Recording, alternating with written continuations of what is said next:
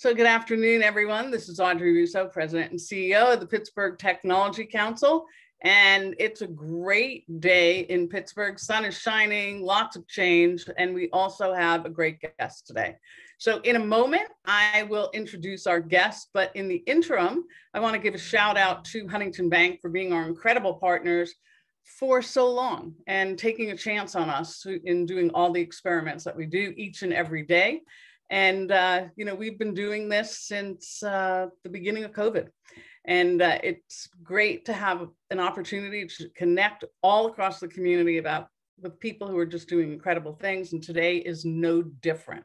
So I am going to introduce in a moment Ashley Lynn Priore. But before I do that, I want to tell everyone that you are on mute. We've done that on purpose, and we don't want to hear anything in the background. And this chat is available for you to ask questions of our guests. This is not an opportunity for you to sell your wares. We have lots of opportunities to do that, and today is not one of them. Jonathan Kirsting joins us each and every day. He's Vice President of all things media and marketing for the Tech Council, and he's been telling stories and highlighting people in this region.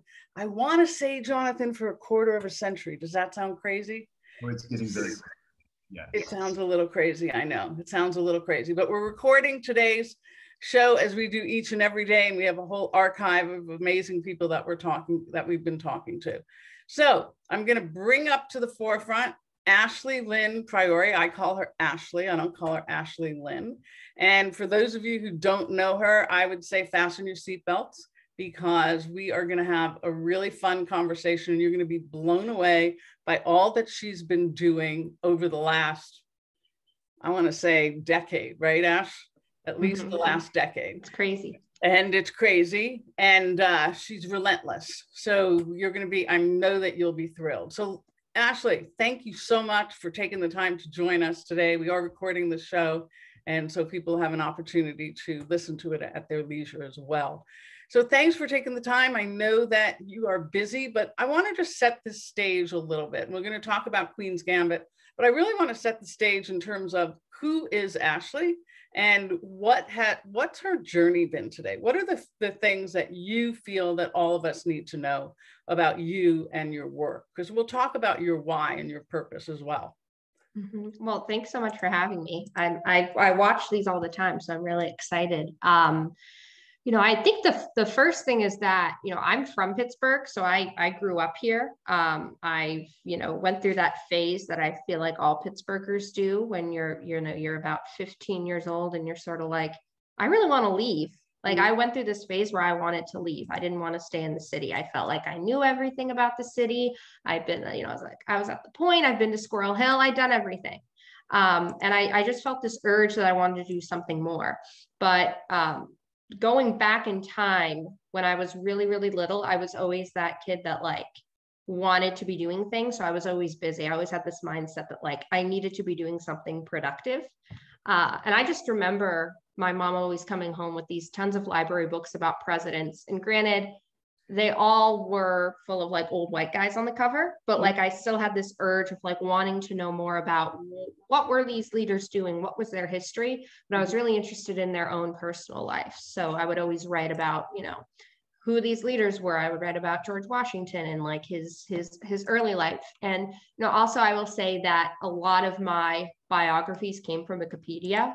So they weren't 100% great, but it was still a wonderful, experience to be able to learn about people. And so that's really what I was grounded in, is getting to know people on a personal level. And I don't think we do that enough in our own lives. I don't think we get to know people enough on a one-on-one level. So that's what I'm really passionate about. And that's sort of where, when people ask me about, who I am, I talk a lot about, getting to know people as people, not just as colleagues or business associates. That's interesting. And it's interesting that you thought by the time you were 15 that it was time for you to get out of Pittsburgh, And where did you go to high school? So I went to Ellis for high school. So my aunt went there, my sister went there. So it was something in the family that we would all do. And I did love my experience. I sort of was one of those students that would turn a lot of heads. Anytime I saw something that was wrong, I would always be like, we need to fix that. And some people love that. Some people didn't, but I feel like that's in everything that we do. But it's also important to note that, you know, when I was really, really little, I was homeschooled. So I went through that experience of, you know, my mom had to be in contact with Pittsburgh Public Schools. Wow. She had to create this own curriculum for us. So I had a lot of freedom growing up when I was little. And then I went to an online school. So right when online schools were like booming and people would look at you and be like, you go to an online school? Like, is that like an actual school? Like, do you actually learn things?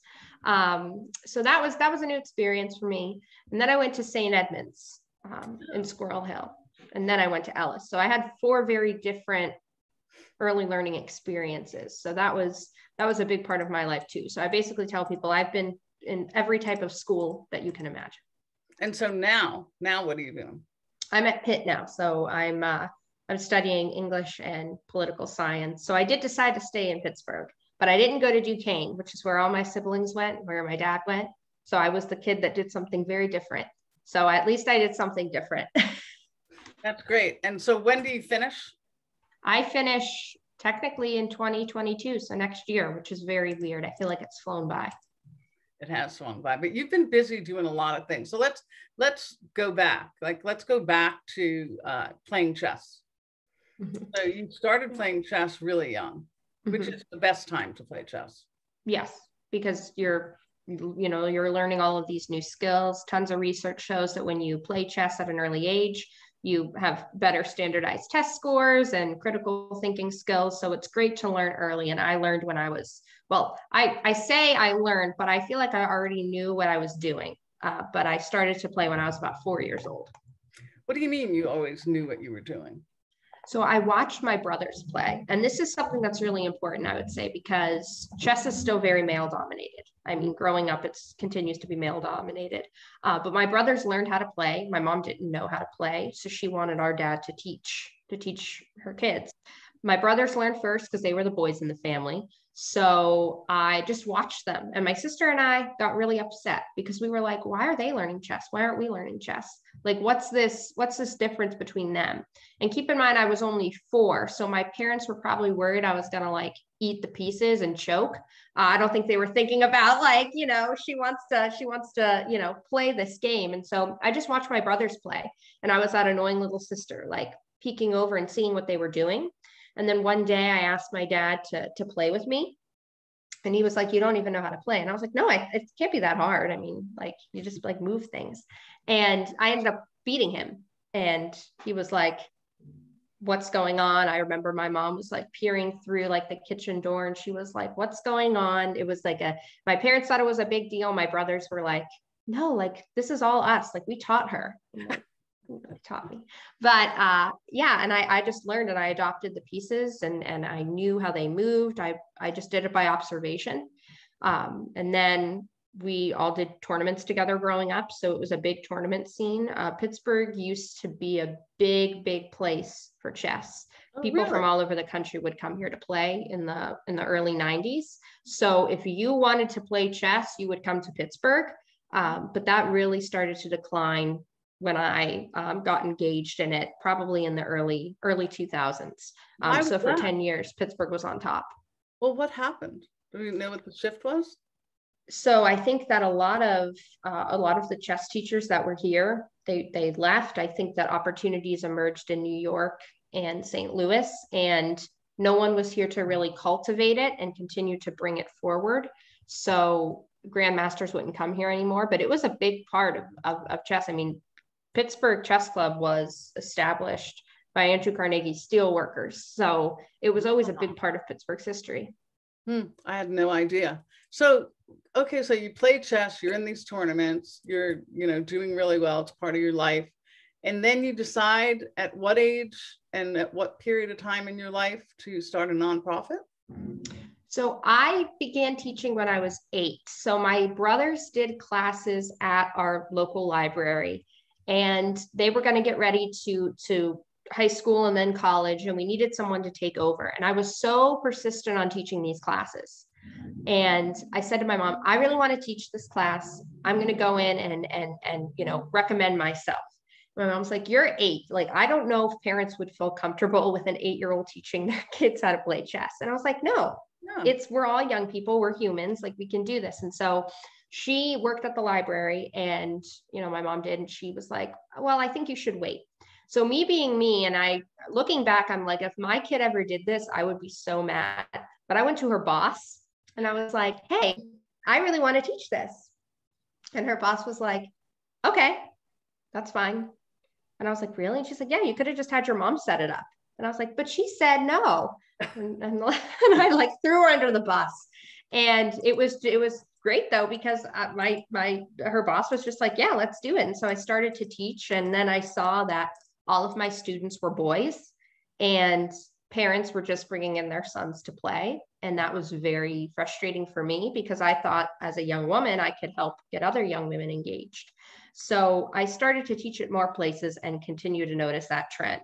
You know, a family would walk in, the boy would sit down, the little girl would ask, hey, can I learn how to play too? And the parents would be like, oh no, this your brother's more interested in this. How about we go over here to somewhere else?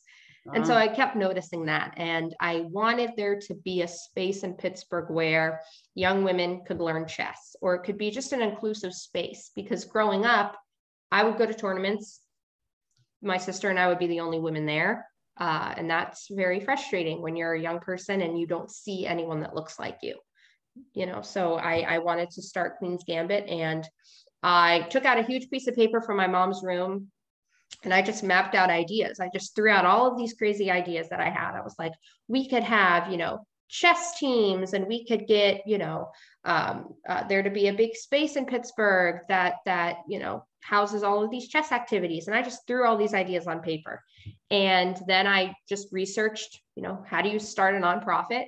And it said first thing was business plan. So I was like, okay, I'll do that. And so I just started typing out these ideas. And, you know, my mom said, if you need anything, I'm here, but I feel like this is something you want to do on your own. And it was. I felt like I didn't have a lot of knowledge on the subject, but I wanted to do it myself. So I was like, how hard could it be? I mean, it's only $125 to file a fee for the nonprofit. So I raised the money, and I did.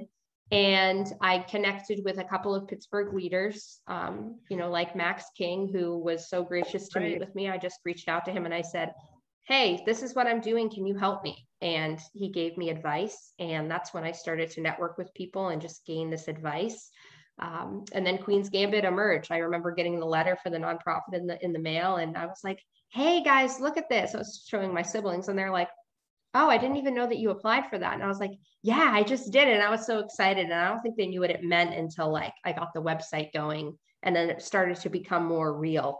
And then Queen's Gambit was born. I was 14 at that time. So did you have a board at the time, or did you have, I mean, you have to do certain things to become a 501c3. Yeah. So I reached out to people I knew in the community, my mentors, and I just said, hey, can you help me get this off the ground? And they were so gracious. I mean, that's the thing that I do love about Pittsburgh, is that there's very specific leaders in the community who want you to succeed, and they wanted to get engaged, and they wanted to help me. And then as we built it and continued on, people started to reach out and say, hey, how can we get involved? Parents were reaching out. People make nonprofits, or how to start a nonprofit, out to be very, very hard and difficult, and it can be. But I think that you need to find the people in those spaces who know what they're doing. And I remember when I reached out to you for the first time, my website was a mess. It did not look great. And you said, hey, here's what you can do. And that's what you need. You need people to be honest and also say, here's how we can help. Not people to just sugarcoat things and say, hey, this is great. I don't think you need to do anything. You need to have that honest feedback. Right. It's great. No, that's a great story. And that's true. And that's, so what you can go to 2 websites now, and Lexi will put it in the chat, but there is the Chess Institute, right? And there's queensgambit.org.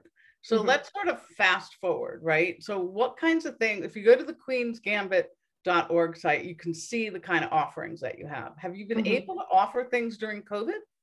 Oh yeah, it's really expanded during COVID, I would say. I think that online chess has had an entire boom. People are just playing online. They're bringing out old chess sets. You know, I wish I invested in chess.com earlier because it would have, you know, making so much money. And we just play online with our students, and we're reaching students, not just in Pennsylvania anymore, but across the United States. We have a student from Australia. So like there's students from everywhere, and they're coming together in this safe space. So when we started, we were doing all sorts of in-person programming, and we would go to the students. And we still hope to do that once COVID sort of slows down. But for right now, we're doing everything online, and it has its pros and its cons. But I think one of the best things is that we're just able to research and reach so many people. And young people, yes, we are good at technology. I mean, we do know what we're doing when we can log on to Zoom.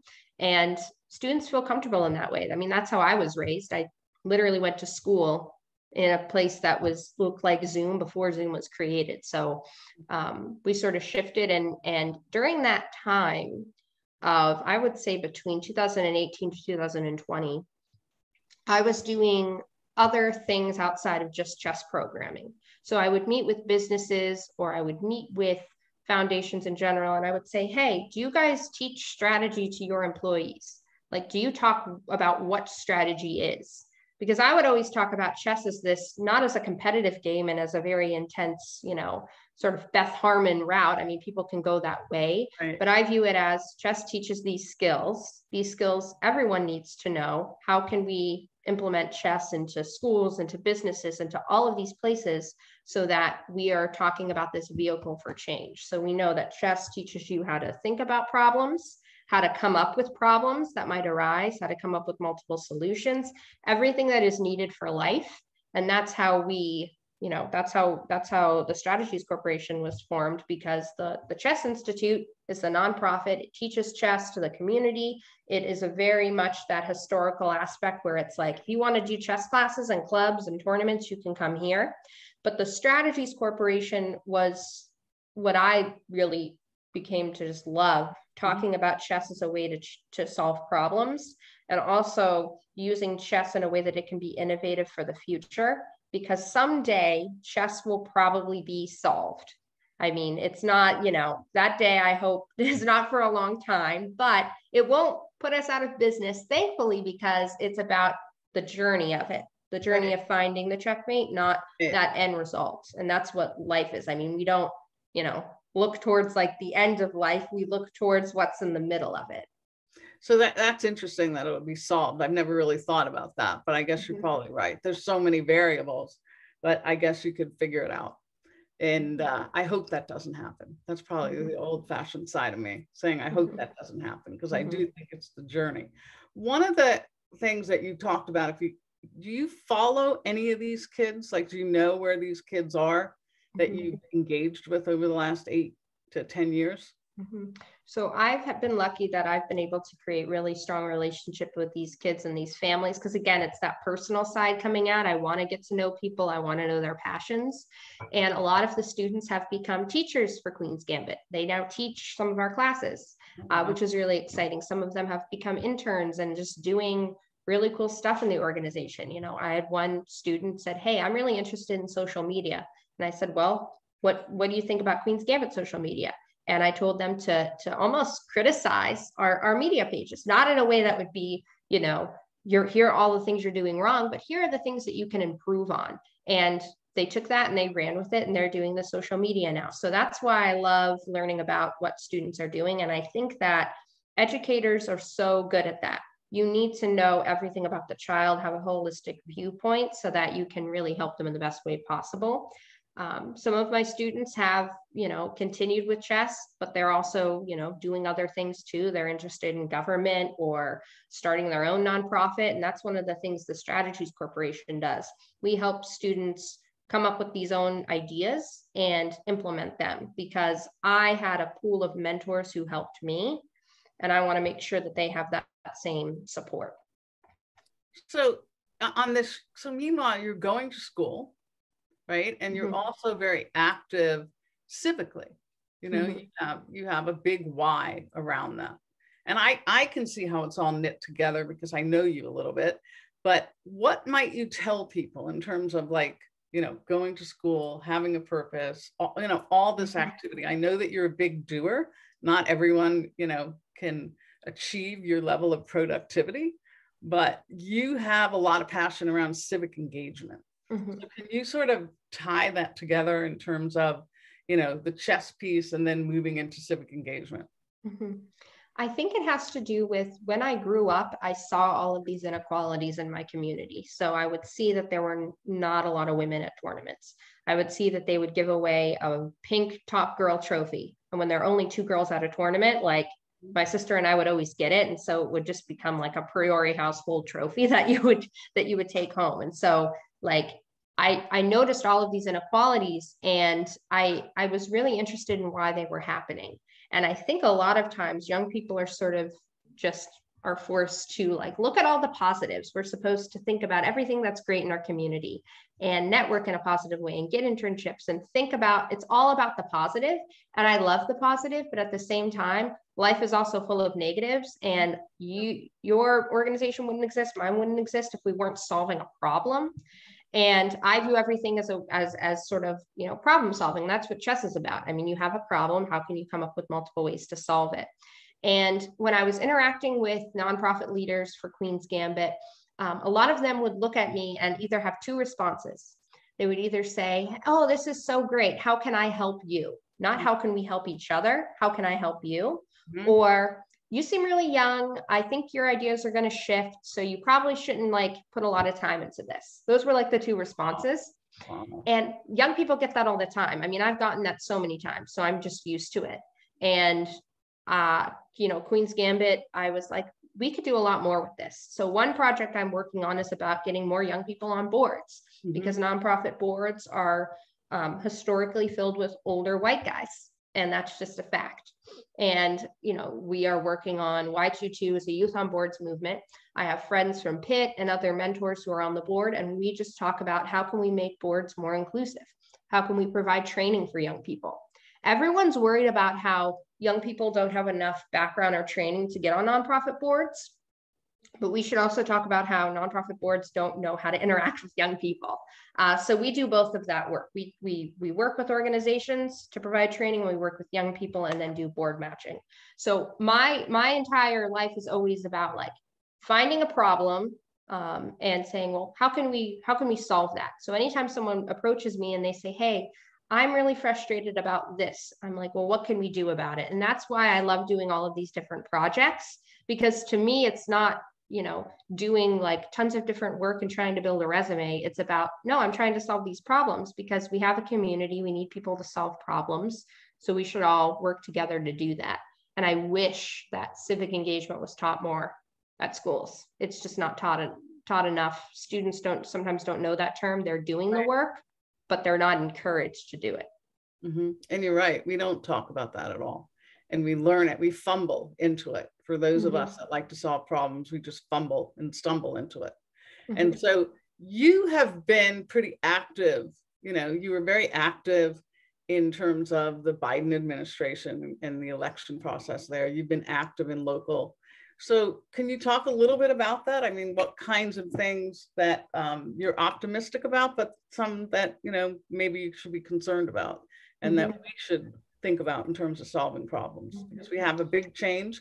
We now have a mayor-elect, should nothing change between now and November, of a new mayor. And we have a new administration in Washington. And there are lots of issues that you're passionate about and that you've corralled people around. So can you just shed some light into that? I know we don't have enough time to go really deep, but I'd like people to know a little bit about that. One thing I will say is that public policy is seen as something that only elected officials or policy experts can do. But starting a nonprofit in Pennsylvania, you have to be at least, really technically you have to be about 18 years old, because beforehand you have to have someone sign off on it with you. You have to be 16 years old to serve on an advisory board. So there are all of these limitations. And young people are realizing that, and we want to get involved in public policy. So that's how I got involved in local government. One of my mentors, Erica Strasburger, she gave me my first internship at the city. I had no idea what I was doing, but she saw something in me and she said, you know, I think you'd really like it. And so I owe a lot to, because she opened up this world of government and how government is around to help solve problems. So I looked at the Biden and Harris platform and I said, they're not doing enough for youth engagement. So I rallied around young people and we came up with a plan to get more young people a part of the administration. And it's that easy as to, if you know people personally, then it's easier to have them come together and solve a problem.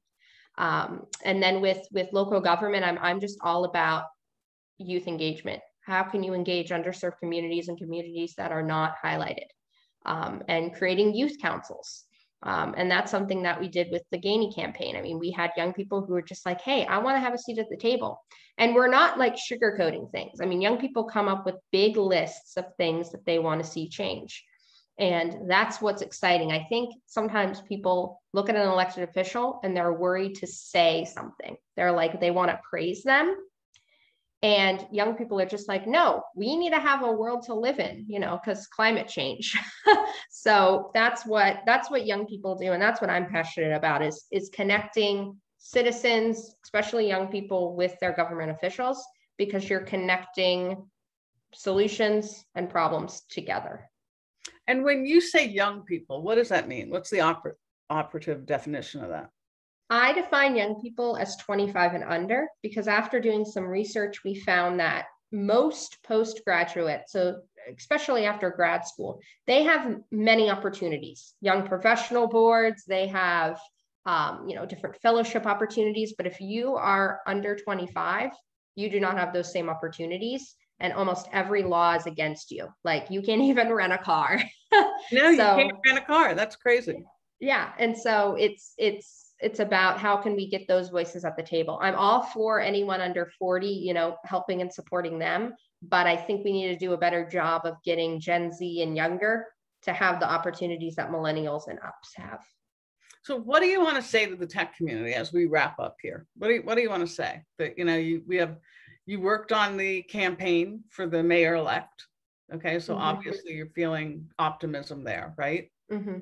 What else do you want to say to the community who's busy building companies and sometimes very often have their heads down, but want to live in a very inclusive and diverse community? What's some advice from you?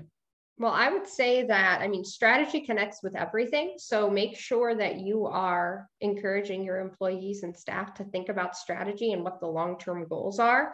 A lot of organizations we work with, they're only looking at 2 to 3 years ahead. They're not looking past that. Some people look way past that, but they don't look at like the immediate result. So I think just encouraging strategy, talking with community members, and think about ways to engage all people. Just because you are a business with a specific product that you're maybe selling or a specific mission, that doesn't mean that you can't find innovative ways to connect with people. And I'm always happy to sit down with people and talk about that. Most of my day is spent in meetings looking at, people's business plans and their organizations and talking about how we can get more people engaged. I'm hopeful for a future where we are all more connected, because we say that we're connected, but I don't think we actually are. Connected, on more of a personal level where we can each help each other solve problems. And it can be more about personal development instead of just professional development. And I also think that we need to be aware that young people are leaving the city. That's just a fact. Young people have been continuing to leave. So how can you get young people to stay? How can you say, this is what we can do together? Young people can do outreach, but I also encourage organizations to do the outreach too. So let's get back to chess. How did you think Queen's Gambit, the movie, was? I thought as a show, as a miniseries, it was great. And if I didn't know anything about chess, I would have loved it. But I had issues with how it portrayed women. People in the chess world called me horrible names, and they called my other female friends horrible names. Wow. One of my female mentors was sexually harassed at a chess tournament. So no one is going to support like Beth Harmon like she was supported, right? There's going to be people who won't even let you in. They're going to make fun of you in all different ways. So that's what bothered me. I feel like Netflix had this opportunity to highlight women and girls and say, hey, there's opportunities, but it also sucks to be a woman and girl in chess because everyone treats you horribly. And one of the things that was a very nitpicky thing that bothered me is that Beth Harmon looked so good going to a tournament. Everyone's wearing sweats and we don't look good. So that was unrealistic. But I think that they had the opportunity to highlight it. And it's not just this flowery place where everyone supports you and they kiss your hand. I mean, people throw the board in your face. So we are going to wrap up. It's way too short.